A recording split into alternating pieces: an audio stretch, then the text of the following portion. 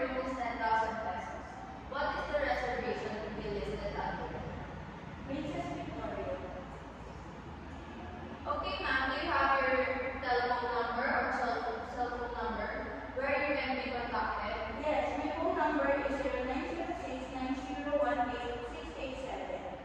Thank you, ma'am, for the verification of your phone number is 0906-901-8587. Is that correct, ma'am? Yes, that's correct. Ma'am, would you like to prefer credit card or cash? Master credit card. Can I have it, ma'am? Yes, sure. Here, ma'am. Enjoy your stay. Thank you.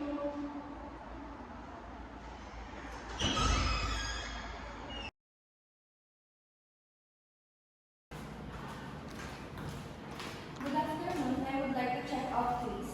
Good afternoon, ma'am. Sir, may I have your phone number, please? My room number is 225.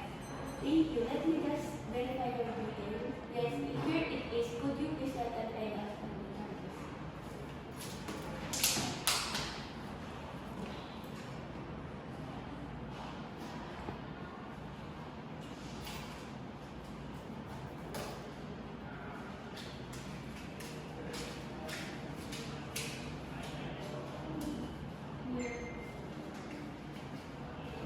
Thank you. Everything seems to be in order. Here is finally.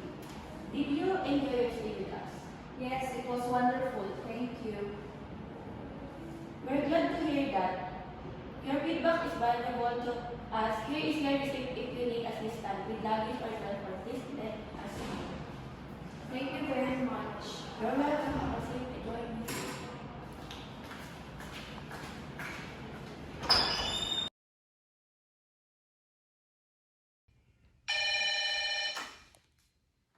Good afternoon. Welcome to ECA Hotel Reservation. This is Jorby speaking. How may I assist you?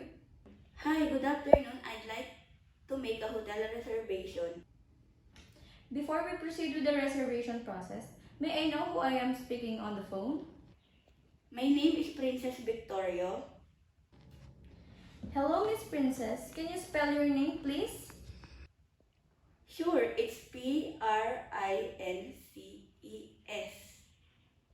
Thank you, Miss Princess. For which date would you like to book your stay? I'd like to check in on 5th of June and check out of 8th of June.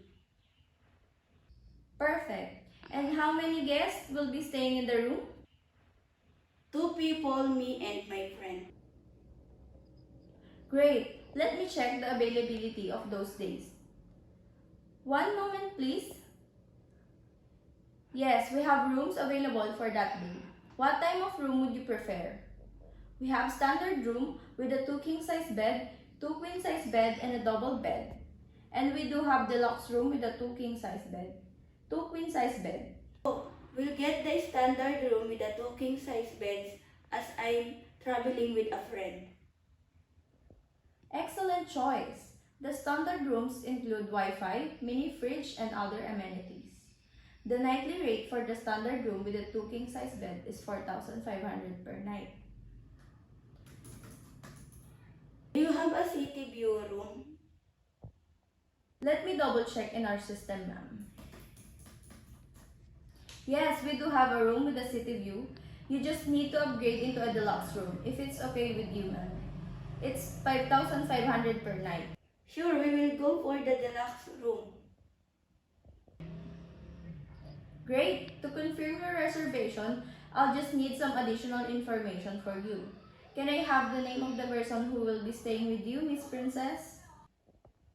Her name is Anne Santiago. Okay, Miss Princess, your reservation is now verified.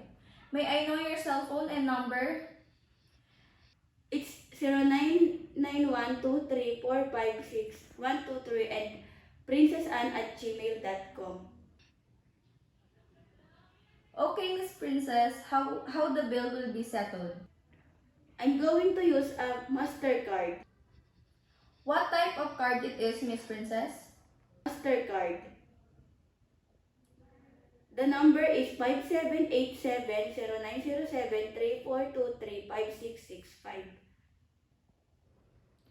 And when is the expiration of your card?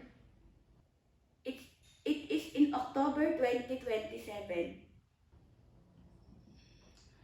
And what is the name of the card holder? Princess Victoria. To process the reservation, we need a down payment. Okay, I will be down the half of the total bill. Your total bill for your 3-day stay will be 6,500. So the half payment will be 8,250 pesos. Okay, noted. Do you want to be picked up and dropped off the airport? No need. Great! Thank you. Your reservation is confirmed for Miss Princess Victoria. You are arriving on 5th of June and departing on 8th of June for a deluxe room and 2 king-size bed, and of course with a city view. Your bill will be settled via Visa amounting 8,250 pesos. We look forward to welcoming you to ECA Hotel. Before we finish, let me inform you of our hotel policies and rules. Check-in time is at 2 p.m. Check-out time is at 12 a.m. Cancellation made 48 hours before the check-in date and will receive a full refund. Quiet hours are from 10 p.m. to 7 a.m. Guests are responsible for any damages caused to hotel property during their stay. I can email you the confirmation with all the details if you'd like.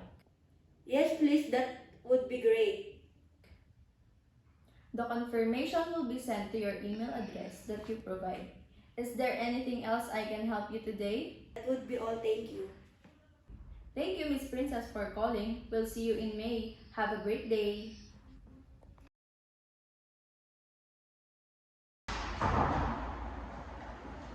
Good morning, welcome